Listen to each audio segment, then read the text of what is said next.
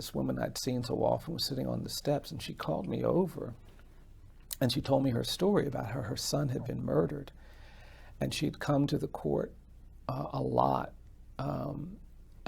to be a part of these proceedings to demand justice. And when these young people were finally convicted of this crime, she didn't feel vindication and justice. She felt just overwhelmed because she saw their mother sitting in the courtroom crying. And she said she just felt compelled to go over to them and put her arm around them. And she said for the last, I don't know how many years, she said for years, I come to the courtroom and I look for people who are just suffering, whose hearts have been broken because they've lost somebody or because they're about to lose somebody who's going off to prisons. And we, you know, and then I just left. And I just scoot up next to them. Yeah, that's right. And my ministry is, yes, that's right. is the leading kind. Exactly. And then she said to me, she says, I know what you are. It's always ominous. Yeah.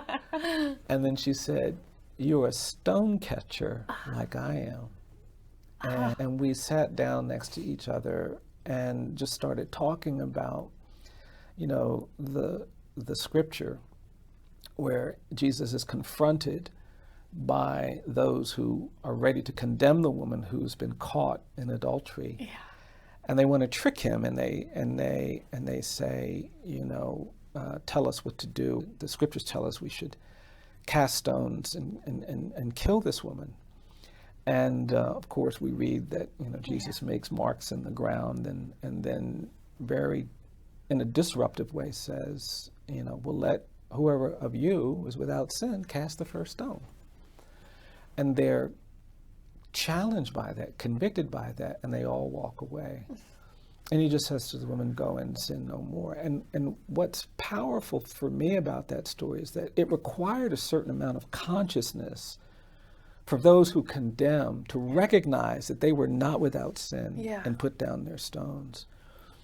And that we've gotten to a point in our contemporary struggle where we have made our identity and our religiosity and our self-righteousness so much a part of our identity that we don't have that consciousness. Yes.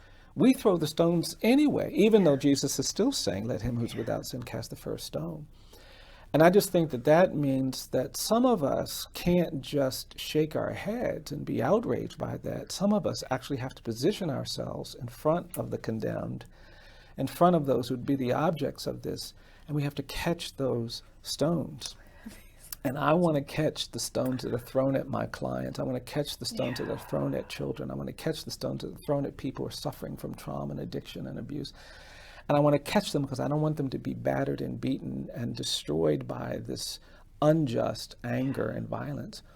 But I also want to catch them to give those who cast the stones an opportunity for one more chance to hear what we are supposed to hear, to be called to what we're supposed to be called to, which is not condemnation and judgment, but to justice and mercy. Yes.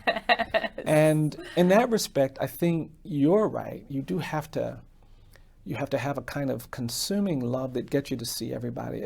If your love is the kind that can only flourish when you blind yourself to these people and their needs and these people and their needs, I just don't think it's going to be that kind of love that endures, that lifts and transacts.